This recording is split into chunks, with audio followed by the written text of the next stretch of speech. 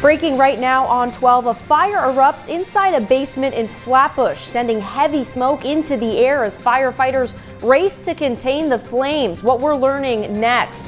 And a deadly sidewalk crash in East Flatbush leaves a 79-year-old woman dead after a car jumps the curb. What investigators are revealing next. Plus, officials asking to turn in your guns. Today, a gun buyback in Clinton Hill is offering up to $500 in cash as leaders aim to keep firearms out of the wrong hands. And don't let the forecast cloud your plans. Smoky skies and storm chances are in the mix, so keep a hoodie and an umbrella close. This News 12 Brooklyn starts right now.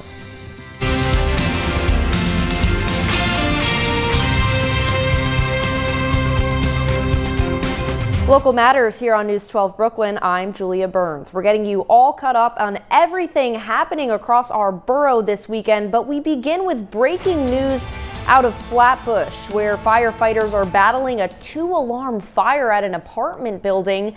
The FDNY responded to 1950 Nostrand Avenue, where Citizen app video shows heavy smoke pouring from the building as dozens of firefighters work to knock down those flames.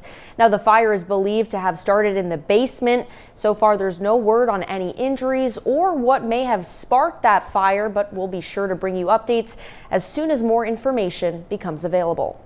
And we are on storm watch this morning, taking a live look outside now. We're going to see some of that wildfire smoke and some stormy weather. So we have a lot going on in our forecast. Let's bring in storm watch team meteorologist Alex Calamia. Alex, break down all of this for us. We have smoke and we have storms to track today. Lots of threats out there. This morning, no rain, but poor air quality. That AQI is over 160, which means even those who aren't sensitive, like asthma sufferers, obviously always need to be mindful of this, but the rest of us do too today. And everybody will have to keep an eye out this afternoon for some strong storms. Damaging wind is likely, and there could be a few brief tornadoes. The timing here is going to be after lunchtime, 3 to about 10 o'clock at night. We'll be tracking that.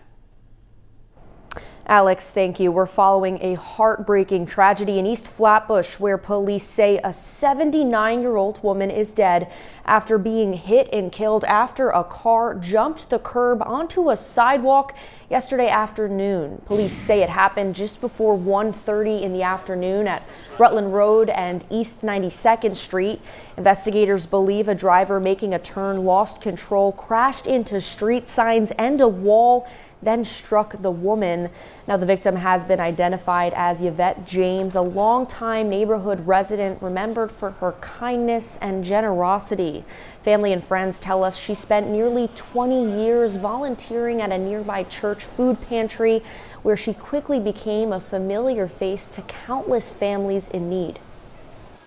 She's a very wonderful person, very wonderful. She's very strict but very wonderful. She was a very nice person. If you was hungry, she's giving you a plate of food.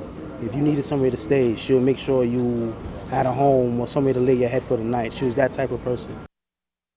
Police say the 63-year-old driver remained at the scene and is cooperating with investigators. So far, no charges have been filed as detectives work to determine what exactly caused this deadly crash. Meanwhile, another frightening crash is raising new concerns about traffic safety in Brooklyn. An SUV carrying multiple children plowed into a Bed-Stuy coffee shop Thursday evening after police say the driver lost control. Investigators say an 81-year-old man was driving a white Dodge SUV on Nostrand Avenue just before 6 p.m. when he rear-ended a Honda CR-V, jumped the curb, and crashed into Gingen Cafe. Now, we're told a 37-year-old woman and 4 children between the ages of 3 and 9 were inside that Dodge. The Honda had a 41-year-old woman, a 5-year-old boy, and a 12-year-old girl. In all, we're told all 5 people were taken to the hospital, but thankfully, everyone is expected to recover. Now, the owner of Gingen Cafe says the business had closed just minutes before that chaotic crash, likely preventing an even greater tragedy. It's difficult. Businesses are really struggling right now overall. Every week you go to the supermarket, things are getting more and more expensive. You barely paying your bills. So the last thing you need is for something like this to happen. This marks the fourth vehicle to crash into a Brooklyn building in just the past 2 weeks, including 2 right in Bed-Stuy. Now, this is renewing calls from residents for stronger traffic safety measures before another close call turns deadly. Justice has been handed down nearly a year after an off-duty NYPD officer was killed in a horrific hit and run on the Brooklyn-Queens Expressway. Prosecutors say Officer Jay Pina was riding his personal motorcycle last August when he was struck by a box truck that was driven by Carlos Toribio. Investigators say Pina was dragged beneath the truck before being thrown onto the roadway. The Brooklyn District Attorney claims that Toribio kept driving for another 600 feet, only stopping to remove the motorcycle lodged underneath the truck. Toribio was sentenced and could serve up to 4 years in prison, bringing a measure of justice to the officer's grieving family and fellow members of the NYPD. Police are searching for a gunman after 2 people were shot inside a Canarsie deli in broad daylight. The NYPD says it happened around 2:40 yesterday afternoon at the deli on Glenwood Road and East 96th Street. A 30-year-old woman was shot in the hand while a 25-year-old man was struck in the back. Both were rushed to a nearby hospital and are expected to recover. Investigators are now working to determine what sparked that violence and track down whoever pulled the trigger. So far, we're told no arrests have been made. New York City says statistics show the city is seeing an overall drop in crime and violent crime, and Mayor Zoran Mamdani sat down exclusively with News 12 during a visit to Brooklyn, where he met with young people working to break the cycle of gun violence. The mayor joined teenagers and young adults for an interactive workshop focused on preventing gun violence and youth crime before it starts. Through skits, open conversations, and conflict resolution exercises, participants learned how to de-escalate tense situations and make safer choices. Every time that happens, it shatters not just one life, but the lives of so many around them. And what these children showed us today is sometimes this violence just has to do with the difficulty of processing emotions like frustration, like anger, like disappointment. The visit comes as the latest NYPD data shows overall crime is down 6.5% citywide, with New York recording its lowest number of murders, shootings, and shooting victims in recorded history. As city leaders push to keep gun violence trending down, the Brooklyn District Attorney's Office is giving residents another chance to help get illegal firearms off the streets and get paid to do it. A gun buyback event is happening today where people can anonymously turn in handguns, assault-style rifles, 3D printed ghost guns, and even air guns for up to $500 in cash. Brooklyn District Attorney Eric Gonzalez says every weapon surrendered is one less that could end up in the wrong hands as officials work to build on last year's record low levels of gun violence. These guns are often sold on the third, black market. They're often used for bad things, robberies and shootings, sometimes suicide, sometimes kids find them and there's tragedies. So it's part of the strategy to get guns off the streets, less guns, less shootings, less homicides, and less tragedy.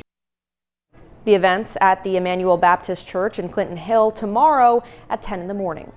Make the most of your weekend. We've rounded up some of the biggest events and family fun happening across Brooklyn. Happening today, you can head to Interfaith Medical Center in Bed-Stuy for a healthy dose of family fun. We're told there will be free screenings, fresh produce, and live music, a gaming truck, and backpack giveaways. It's the perfect prescription for a fun-filled day of health, smiles, and community. Tomorrow, you can spice up your Sunday at Spring Creek Towers from 3 until 7 at night for the Opportunity Hub's summer celebration. From farm tours and Caribbean cooking to lawn games, there's a little something for everyone. All eyes will be set on MetLife Stadium tomorrow as the World Cup final between defending champion Argentina will face off against Spain.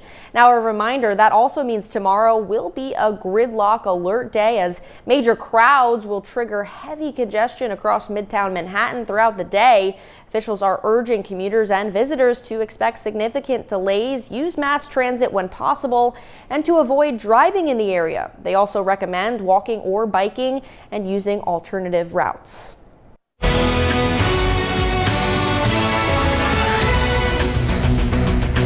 Well, like we said, the big FIFA World Cup final is tomorrow, and fans have been flocking to watch parties and fan zones all summer long. But ahead of the tournament, New York City appointed its first World Cup czar under the Mamdani administration. Maya Handa has been tasked with that job. Now, she's brought together city agencies, mayoral offices, and private sectors to host fans from all across the globe for the nation's largest sporting event.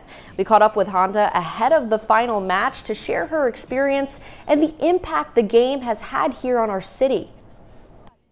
It has been an incredible amount of work, but it's so worth it. We have seen tens of thousands, hundreds of thousands of people out in the streets watching the games, at Fan Fest, spending their money in small businesses and just celebrating their teams, and it's just been an electric summer.